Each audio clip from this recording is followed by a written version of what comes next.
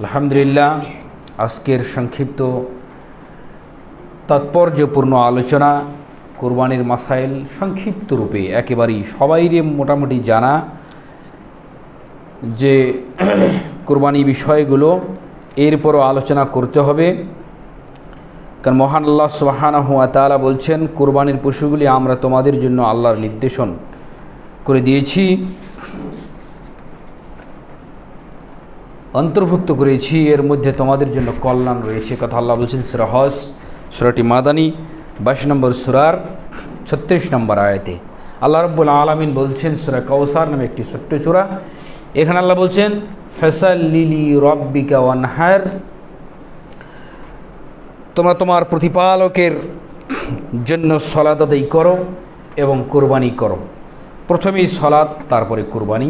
সালাত নেই, কুরবানি নেই, কুরবানি দিয়ে কোনো লাভ নেই, দুনিয়াবি ও পরকাল কোনো মর্যাদা নেই। যা খাচ্ছেন অন্য অন্য দিনের মতো এইভাবে খাবেন, এটাই তোমার রুজিতে বরাদ্দ ছিল। কথাটা বুঝতে পারছেন? সালাত নেই, নামাজ নেই, কুরবানি নেই, এরপরও দিচ্ছেন, নিজের ইজ্জত ঢাকার জন্য দেন। আমরা তো নিষেধ করতে পারবো না, আপনার অর্থ করিয়াছে আপনি দেন, এই হচ্ছে কথা। কুরবানি শব্দটি মূলত ফার্সি বা উর্দুতে কুরবানি রূপে পরিচিত হয়েছে, যার অর্থ অধিক নৈকট্য। কুরবানি শব্দের অর্থ হচ্ছে অধিক নৈকট্য, ত্যাগ। আরবিতে নাহার, ইয়ামুন নাহার বলা হয়। ফাসাল্লি লিরাব্বিকা ওয়ানহার, এখানেও নাহার বলা হয়েছে এবং হাদিসের ভাষায়ও বলেছে ইয়ামুন নাহার, কুরবানির দিন। জিলহজের 10 তারিখ, জিলহজ মাসের 10 তারিখ, 8 তারিখ, 9 তারিখ, 10 তারিখ। 8 তারিখে হচ্ছে ইয়ামুত তারবিয়াত, স্বপ্নের রাত বা দিন। তারপরে ইয়ামুল আরাফা অর্থাৎ আরাফার দিন। তারপর হচ্ছে ইয়ামুন নাহার অর্থাৎ কুরবানির দিন। একে একে বাস্তবায়ন, স্বপ্নগুলো যখন বাস্তবায়নের, যে ইব্রাহিম আলাইহিস সালাম বলছেন নবীদের স্বপ্ন কিন্তু ওহী, নবীগণের স্বপ্ন হচ্ছে ওহী। নবীগণের চর্মচক্ষু ঘুমালেও অন্তর্চক্ষু ঘুমায় না। বারবার যখন 1টি রাত 2টি রাত স্বপ্ন দেখলেন, তখন তার কাজ বাস্তবায়নের জন্য তার ছেলের সঙ্গে পরামর্শ করলেন। তার ছেলে বলছেন সাতাজিদুনি ইনশাআল্লাহ মিনাস সাবিরিন, হে আমার পিতা, তুমি আমাকে ধৈর্যশীলের অন্তর্ভুক্তেই পাবে ইনশাআল্লাহ। দিনদার বাপের দিনদার পুত্র, কতই না দিনদার, এক বাক্যে বলছে। যাই হোক, কারুকার্য চালু করে দিলেন। এমতো অবস্থায় আল্লাহ সুবহানাহু ওয়া তাআলা আসমান থেকে ওহীভাবে জানিয়ে দিলেন, হে ইব্রাহিম, তুমি পরীক্ষায় পাস। তার স্থলাভিষিক্ত একটি প্রাণী আল্লাহ সুবহানাহু ওয়া তাআলা দান করলেন, দুম্মা। বলে আলহামদুলিল্লাহ। ছুরি লাগিয়ে ফেলেছে, চাপ দিবে এমতো অবস্থায় আল্লাহ তাআলা ওহী নাজিল করে ডাক দিয়ে বললেন, ইব্রাহিম তুমি পরীক্ষায় পাস। তাহলে আমরা পরীক্ষায় পাস হচ্ছি কিনা সেটা আমাদের বিষয়গুলো ভাববার রয়েছে। মুমিনের হৃদয়ে আল্লাহর রহে জীবন উৎসর্গ করার জজবা সৃষ্টি করা, এটা তাৎপর্যটা আমি বোঝাতে চাচ্ছি সংক্ষিপ্ত রূপে। সৃষ্টি করা, ইব্রাহিম এর ত্যাগ আদর্শের পূর্ণ স্মৃতিকে জাগৃত করা, এটা হবে উম্মার জন্য ইব্রাহিমী চেতনাটাকে ধরে থাকা। এটাই ছিল মুহাম্মদ সাল্লাল্লাহু আলাইহি সাল্লামের চেতনা। যদিও আদর্শিকভাবে পরিবর্তন হয়েছে, কিন্তু ইখলাস, ত্যাগ, তিতিক্ষাটা ছিল ইব্রাহিমী চেতনার।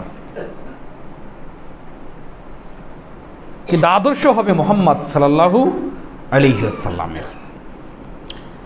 3, উত্তম খানাপিনার মাধ্যমে মুমিনের হৃদয়ে আনন্দে উৎফুল্ল হয়, প্রবাহিত করা হয়। ভোগের বিপরীত ত্যাগের মাধ্যমে আল্লাহর সন্তুষ্টি হয়। ভোগ তো সবসময়ের জন্য করি, খাচ্ছি তো, কিন্তু ত্যাগ কখন করলাম, মানে নিজেকে উৎসর্গ কখন করলাম, এর মাধ্যমে আল্লাহর সন্তুষ্টি কামনা করা। একথা বিশ্বাস করতে হবে যে আমার ত্যাগ দিয়েই আমাকে আল্লাহকে সন্তুষ্টি করতে হবে। বাস, শিরকের বিরুদ্ধে তাওহীদের আপোষহীন শ্রেষ্ঠত্ব ঘোষণা। এইখানে রয়েছে শিরিক এবং তাওহীদের খেলা। কেউ প্রাণী জব করছে তার মূর্তির নামে, কেউ প্রাণী জব করছে তার ইজ্জতের রক্ষা করার জন্য, কেউ প্রাণী জবাই করছে তার বংশমর্যাদা রক্ষার জন্য, সবই এগুলো শিরকের অন্তর্ভুক্ত। তাওহীদের অন্তর্ভুক্ত কি? একমাত্র আল্লাহ সুবহানাহু ওয়া তাআলার জন্য আমি এটা ওয়াকফ করে দিলাম, বিসমিল্লাহি ওয়াল্লাহ, বিসমিল্লাহি ওয়াল্লাহু আকবার। কেন এইটা বললাম? এটার নাম ত্যাগ।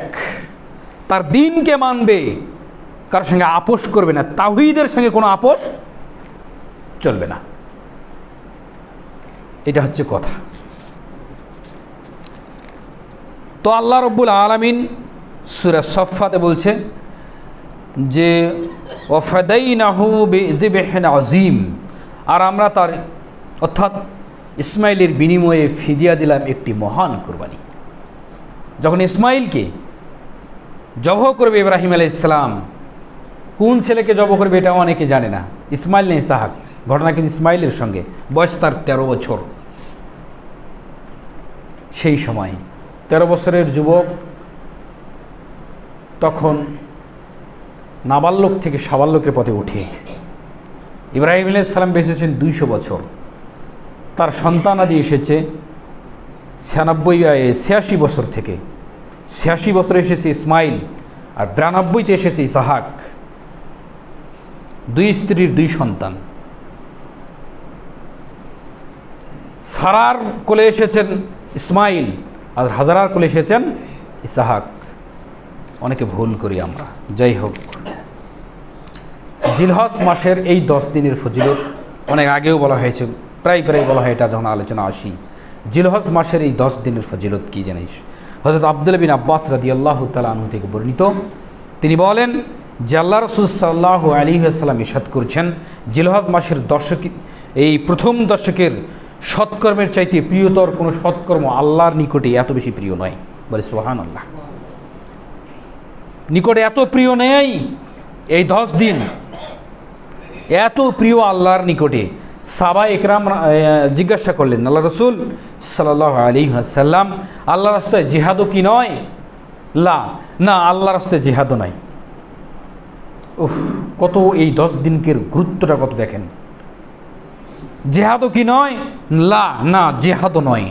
তবে ওই ব্যক্তির কথা ভিন্ন যে তার জান এবং মাল নিয়ে বাড়ি থেকে বের হয়ে চলে গিয়েছে জেহাদে, আর ফিরে আসেনি, তার কথা ভিন্ন। সেটাকে আমরা এখানে আনছি না, একথা আল্লাহ নবী সাল্লাল্লাহু আলাইহি সাল্লাম বলছেন। মানে জেহাদে আপনি যান নাই, জেহাদও নয়, তবে যে বেরিয়ে চলে গিয়েছে তার কথা ভিন্ন, সে তো শাহাদাত হয়ে গিয়েছে, আর ফিরে আসেনি, তার কথা ভিন্ন। তবে না, জেহাদও নয়। এই 10 দিনকার মর্যাদা এত বেশি। ইমান যদি থাকে, মজবুত ইমান, তাহলে টানা 10 দিন আপনি সিয়াম পালন করেন, মানে একেবারে চলতে থাকবে। কোরবানি করে কোরবানির মাংস দিয়ে আপনি ভাত খান, মানে খাওয়া খাদ্য খান, ইফতার করেন, তাহলে আপনি অনেক বড় ফজিলতের অংশীদার হয়ে গেলেন। আরাফার দিনের সিয়াম একটি। আবু কাতাদা রাদিয়াল্লাহু তাআলা আনহু বলেন, একটি না দুটি আছে, 80। রাসূল সাল্লাল্লাহু আলাইহি ওয়াসাল্লাম আরাফার দিনের সিয়াম যারা হাজিগণ, হাজি নন, যারা হাজি নয় তাদের জন্য। এক কথা, আরাফার ময়দানের বাহিরে যারা হাজি নয় তাদের জন্য আরাফার সিয়াম, তাদের জন্য আরাফার সিয়াম। আমি আল্লাহর নিকটে আশা করি যে তা বিগত 1 বছরের এবং পরবর্তী 1 বছরের পূর্বের গুনাহখাতা আল্লাহ সুবহানাহু ওয়া তাআলা মাফ করে দিবেন। ইয়াউমুল আরাফা। আরাফা কোন দিন? আরাফা হবে ওই দিন যেদিন হাজিগণ ময়দানে থাকবেন, সেদিন। এখানেও তারিখ নিয়ে গোলমাল। এইখানে এসেও অনেকে বলছেন যেহেতু আরাফার দিনে হবে, সেহেতু আমরা একই দিনে ঈদ এবং সালাত আদায় করব। তাদের কথা ভিন্ন, এটা যৌক্তিক, কিন্তু দালিলিক হচ্ছে এটাই, যেখানে আল্লাহর নবী সাল্লাল্লাহু আলাইহি ওয়াসাল্লাম তারিখ নির্ধারণ না করে বলছেন, দিন উল্লেখ করে বলছেন আল ইয়াউমুল আরাফা, অর্থাৎ আরাফার দিনে সিয়াম পালন করতে হবে। আমরা এই প্রযুক্তির যুগে আমরা যা বুঝতে পারছি এখানে আরাফার দিন। আরাফার দিনের সঙ্গে কোনো সাক্ষ্য লাগে না, কোনো দেখা লাগে না, জানতে পারছি এরা আরাফা হচ্ছে। আমি আরাফার দিনে সিয়াম পালন করব। কুরবানির ইতিহাস কি বলবো, হাবিল এবং কাবিল থেকেই তো জানা আছে সবাইরই।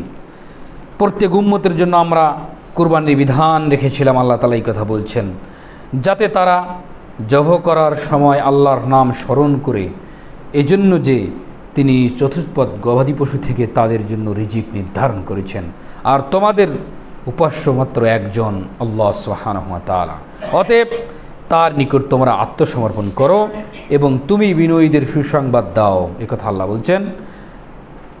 আর উক্ত গবাদি পশু হলো ছাগল, গরু, উট, এগুলো সবগুলো হচ্ছে নর, মানে নর ও মাদি, একথা আল্লাহ রাব্বুল আলামিন উল্লেখ করলেন।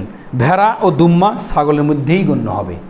আমরা ভেড়া, দুম্মা এগুলো অন্য অন্য প্রাণী বলে জানি, আসলে যদিও নাম আলাদা, ক্যারাকটি আলাদা, কিন্তু সবগুলো ছাগলের মধ্যেই, ওগুলো ছাগলেরই জাতের একটা প্রকারভেদ মাত্র প্রাণীদের ভিতরে। মহিষ দিয়ে কুরবানির ইখতিলাফ রয়েছে, মহিষ দিয়ে কুরবানি চলবে না। যে প্রাণী আল্লাহ সুবহানাহু ওয়া তাআলা এবং আল্লাহর নবী সাল্লাল্লাহু আলাইহি ওয়াসাল্লাম উল্লেখ করেছেন সেটা দিয়েই দিতে হবে। যাই হোক, ঘটনাক্রমে বলতে হচ্ছে কুরবানি যারা দিবেন আর যারা দিবেন না, উভয়ই শরীরের যে জিনিসগুলো আমরা পরিষ্কার হই, পরিচ্ছন্ন হই, নখ থেকে শুরু করে চুল কাটা থেকে, মোষ কাটা থেকে, নাভির নিচের লোম থেকে, বগুলির লোম থেকে পরিষ্কার হই, এগুলো থেকে আমরা মুক্ত থাকব ইনশাল্লাহ। আল্লাহ নবী সাল্লাল্লাহু আলাইহি সাল্লাম বলছেন তারাও পূর্ণ কুরবানির নেকির হকদার হয়ে যাবেন। যারা কুরবানি দিবেন তারাও, যারা কুরবানি দিবেন না তারাও। সংক্ষিপ্তভাবে বললাম। এখন আসি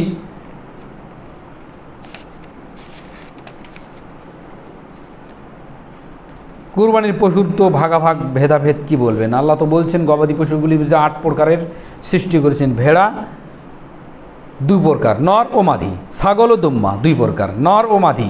আল্লাহ বলছে উট 2 প্রকার, নর ও মাদি। মানে হোক, যেমন আমরা বুঝি যে যা মানে একটাকে ষাঁড় বলা হয়, একটাকে গাই বলা হয়, এর প্রত্যেকটা প্রাণীর 2টাই কোরবানি দেওয়া যাবে। কুরবানির ক্ষেত্রে কীরকম প্রাণী আপনারা পছন্দ করবেন এ কথাও আল্লাহ নবী সাল্লাল্লাহু আলাইহি সাল্লাম বলে দিয়েছেন। অবশ্যই প্রাণী বড় কিংবা বিশাল হতে হবে এই বিষয়টা এমন নয়, প্রাণীটা হবে সৌন্দর্যমণ্ডিত, ছোট হোক। কিন্তু আমাদের এখলাস, আমাদের নিয়ত তো ভিন্ন। যাই হোক, এখান থেকে পরিত্যাগ করতে হবে। মাংসটা অত গুরুত্ব না দিয়ে আমার মনে হচ্ছে যেন দেখবেন জিনিসটা মানে সুদর্শন সৌন্দর্য যেন হয়, কান, চোখ, পা, বডি ফিটনেস, জিনিসটা দেখতে যেন হুবাল হয়, এইরূপ কুরবানি দিবেন। জিনিসটা কুরবানি করতে গেলেও যেন মায়া লাগে, ওফ এত সুন্দর একটা জিনিস আমি জবাই করতেছি, তবুও করতে হবে যে কেন এটা আল্লাহর আদেশ এবং এটাই নবীগণের সুন্নাত। কুরবানি কারা দিবে? সামর্থ্যবান ব্যক্তিরা দিবে। সামর্থ্যবান ব্যক্তিরা যদি না দেয় তাহলে গুনাহগার হবে না, কেন সাহাবীগণ দিয়েছেন আবার দেননি। এটার ভিতরে একটা হিকমত রয়েছে, সেটা হচ্ছে এই যে কুরবানি ফরজ নয়, সুন্নতে মুআক্কাদা। বরং অনেকেও ওয়াজিব বলছেন, ফরজের কাছাকাছি। বিষয়টা এইরকম। আবার এক জায়গায় এক হাদিসে বলা হয়েছে সামর্থ্য থাকার সত্ত্বেও যদি তারা কুরবানি না দেয় তারা যেন ঈদগাহ ময়দানে প্রবেশ না করে। বিষয়গুলো অনেকগুলো ভাববার রয়েছে। অতএব কুরবানি অবশ্যই দিবেন। একান্তই যদি আপনার সমস্যা হয়, ঋণ থাকে, ঋণ থেকে কুরবানি দেওয়ার আপনার কোনো অপশন নেই। আপনার ঋণ হয়েছে 10, 20, 25, 30 হাজার টাকা, আপনি ঋণটাকে পরিশোধ করেন। আপনার ঋণ পরিশোধ করাটা আগে জরুরি দরকার, পরে কুরবানি। ঋণ পরিশোধ করাটাই হচ্ছে আপনার ইমানি দায়িত্ব, এটাই ইজ্জত বাঁচা। কুরবানি না করলে ইজ্জত চলে যাবে, বিষয়টা এমন নয়। কেন? আপনি কুরবানি দিচ্ছেন, আপনি আপনার সন্তানাদি পরিবার নিয়ে আপনি আনন্দ ভোগ করবেন। যে আপনার কাছে টাকা পায় তার পরিস্থিতিটা আপনি দেখলেন না কেন? অথবা আপনি আগে ঋণ পরিশোধ করেন। আর ঋণ পরিশোধ বিষয়টা খুব কঠিন। কুরবানি করে আপনার কী লাভ? যদি আপনার মৃত্যু হয়ে যায় তাহলে কুরবানি আপনাকে বাঁচাতে পারবে না, আপনাকে বাঁচাতে পারবে ও ঋণ দাতাকে ঋণ পরিশোধ করলে, এ ব্যতীত আপনি বাঁচতে পারবেন না কিয়ামতের দিন। এটা আবার জুলুম, আপনার পিছনে পিছনে ঘুরছে, আপনি ঋণ পরিশোধ না করে আমি এখন দিতে পারবো না, আমি পরে দেবো, কুরবানির পরে দেবো, এখন আমার কুরবানির সময় আমাকে এই 25-30 টাকা লাগছে, আপনি তারপর জুলুম করলেন। আপনার কাছে 15,000 টাকা পায়, আপনি 25,000 টাকার কুরবানির সিদ্ধান্ত নিচ্ছেন, কিন্তু আপনি তার ঋণ পরিশোধ করছেন না, সে আপনার উপকার করেছে।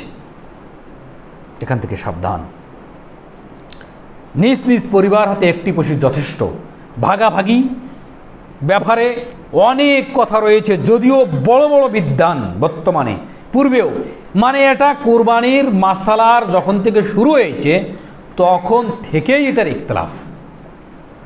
আমি গালিব স্যারের এই বইটা সকাল থেকে শুধু এটাই পড়ছি, ওই ইসলামের যখন কুরবানি হয়েছে, কুরবানির পরে সাহাবিগণের পরে তাবিগণের, মানে যখনই হাদিসের চর্চা শুরু হয়েছে তখনই 2 ভাগ হয়ে গেল।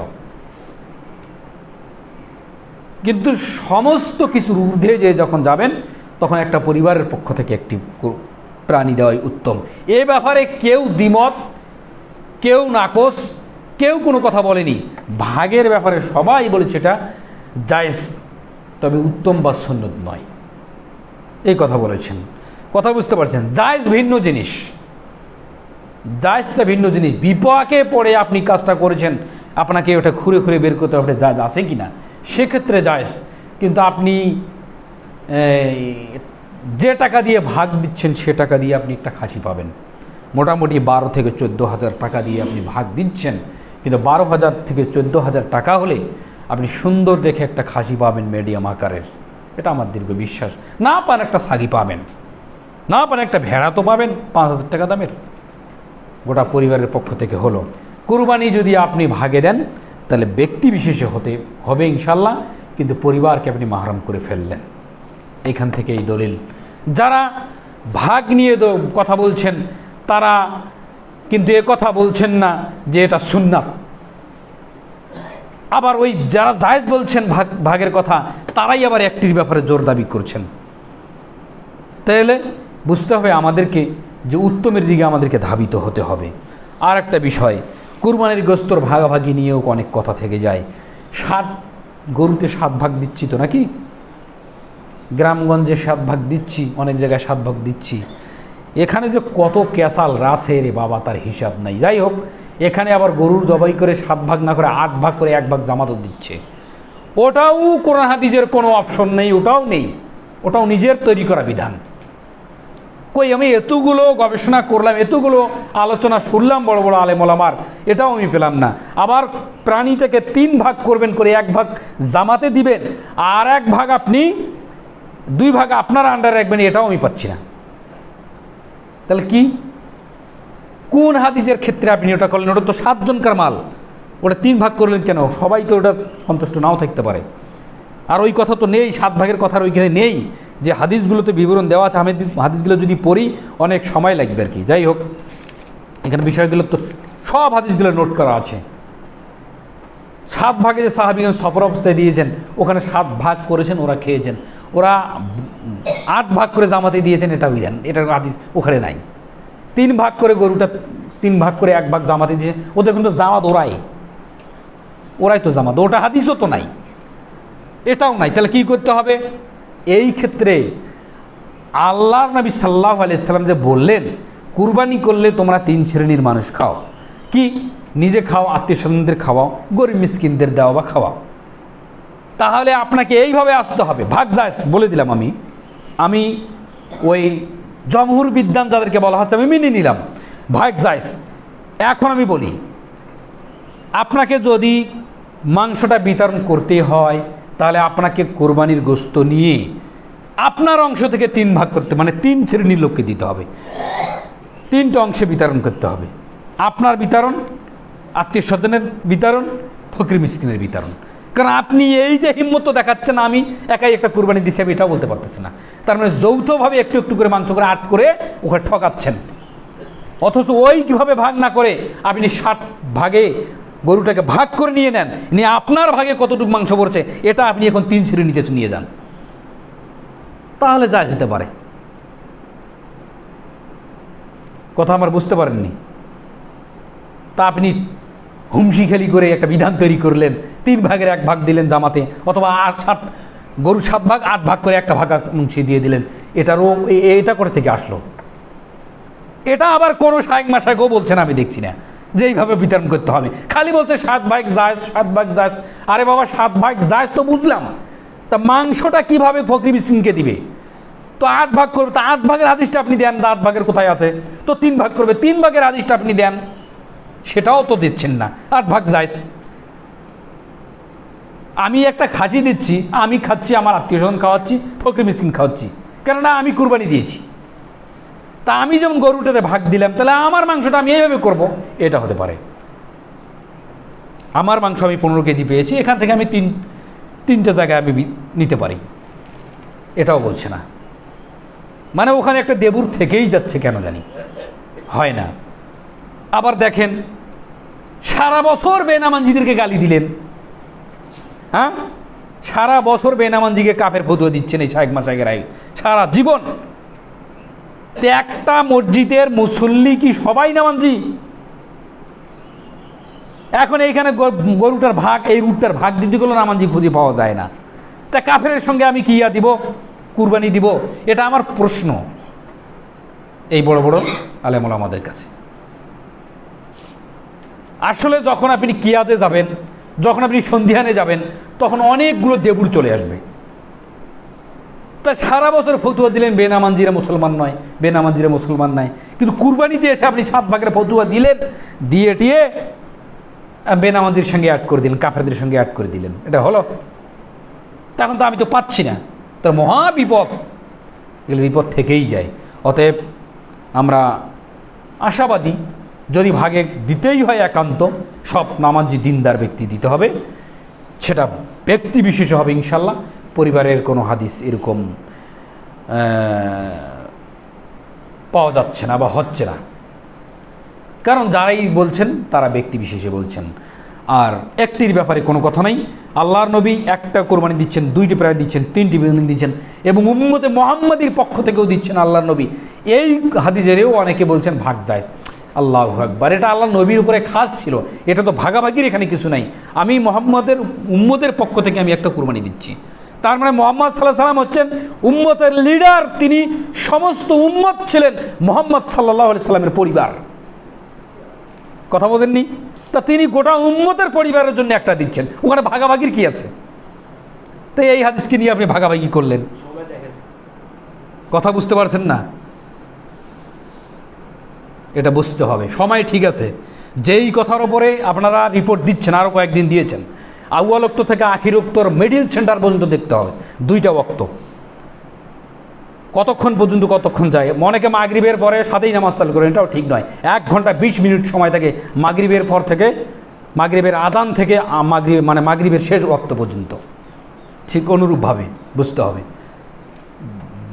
দুর্যোগপূর্ণ কারণে ঘটনা ঘটতে পারে। যাই হোক, তা ঘটনা হচ্ছে এইভাবে জিনিসগুলোকে আপনাকে মেনটেন করতে হবে। সামর্থ্য থাকলে একাধিক কুরবানি আপনি দিতে পারেন, না হলে একটি কম দামের ভালো দেখে আপনি দিবেন। গোটা পরিবারে যদি 51বর্তী পরিবারও হয়, আপনার 5,000 টাকার ছাগলও হয়, তবুও আলহামদুলিল্লাহ গোটা পরিবারের জন্য যথেষ্ট হয়ে যাবে।